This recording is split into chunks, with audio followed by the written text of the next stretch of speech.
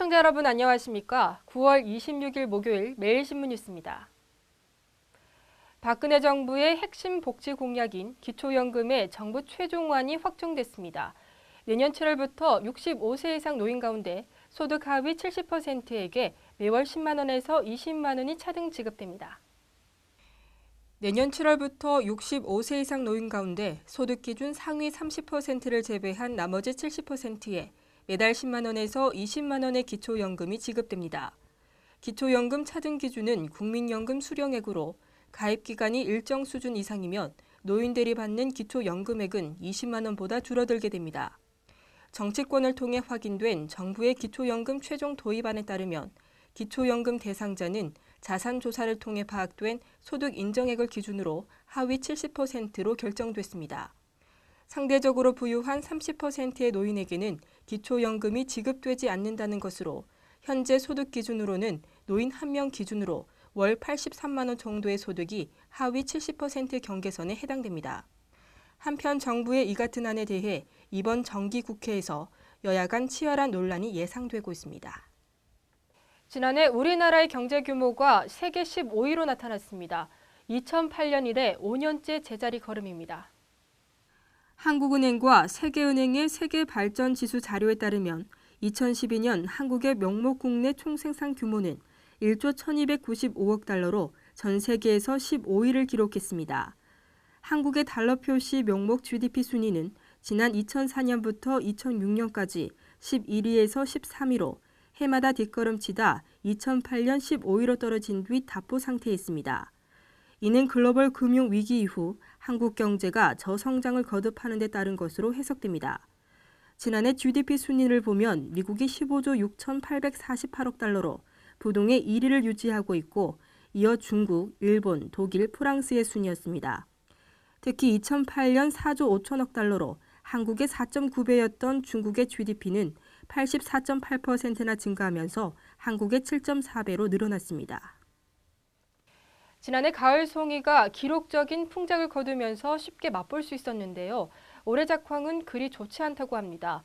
가격도 가파르게 오르면서 송이 축제를 준비하는 지자체마다 비상입니다.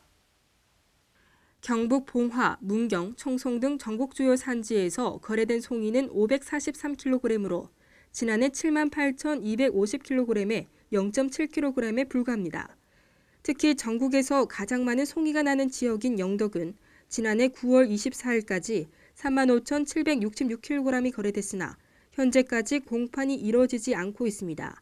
1년에 한 번씩 한 번이나 두 번씩 오는데 올해는 이렇게 비가 많이 안 와가지고 버섯이 많이 안 난 것 같아요. 그래갖고 다니다 보니까 도토리가 실해가지고 도토리만 주워 갖고 가는데 송이 최치량이 줄면서 올해 경북도 내 송이 평균 공판 가격은 1kg 기준 36만 9천 원으로 지난해보다 가격이 크게 올랐습니다. 올해 송이 작황이 부진한 것은 최근까지 늦더위가 이어진 데다 강수량도 부족했기 때문입니다. 이렇게 송이 작황이 부진하면서 송이 축제를 여는 지방자치단체도 비상이 걸렸습니다. 당장 27일부터 축제를 개최하는 봉화는 송이가 거의 나지 않아 축제 준비에 큰 어려움을 겪고 있습니다. 대구 대명동 가스 폭발 사고를 수사 중인 대구 남부경찰서가 사고 경위 등 원인을 밝히는 데 주력을 다하고 있습니다. 대구 남부경찰서는 지난 24일 국립과학수사연구원과 한국가스안전공사 등과 합동 정밀 감시를 벌여 1차 폭발이 가스배달업소에 있을 것으로 보고 가스가 어디서 누출됐는지를 집중 수사하고 있습니다. 경찰은 이 업소에서 나온 LPG 용기 가운데 하나가 주막 용도로 사용되다 누출됐을 가능성이 큰 것으로 보고 있습니다. 하지만 아직 LPG 용기의 밸브를 찾지 못하고 있는 데다 배관마저 모두 타는 등 내부가 많이 훼손돼 수사에 어려움을 겪고 있습니다. 경찰은 국과수의 현장 감식 및 인근 차량에 찍힌 블랙박스 화면에 대한 정밀 분석 결과를 기다리는 한편 인근 주민 등을 상대로 최근 이 업소 주변에 특이점이 있는지 탐문 수사도 벌이고 있습니다. 대구도심 엑스코에 목장이 설치되는 이색 전시회가 열렸습니다. 2013 한국국제축산박람회가 건강한 축산, 내일의 생명산업을 주제로 오는 28일까지 열립니다. 이번 박람회는 국내 축산 관련 기업 240여 개사가 참가해 850개 부스에서 각종 기자재와 신기술을 상설 전시합니다. 실내 전시장과 야외 시연장에서도 시설 장비, 배합 사료, 첨가제, 동물 약품 등을 전시하며 특별관으로 설치된 대한민국 축산창조경제신기술관에서는 축사 분야 연구개발 성공 사례와 실용 산업화 성과 등이 전시되고 있습니다.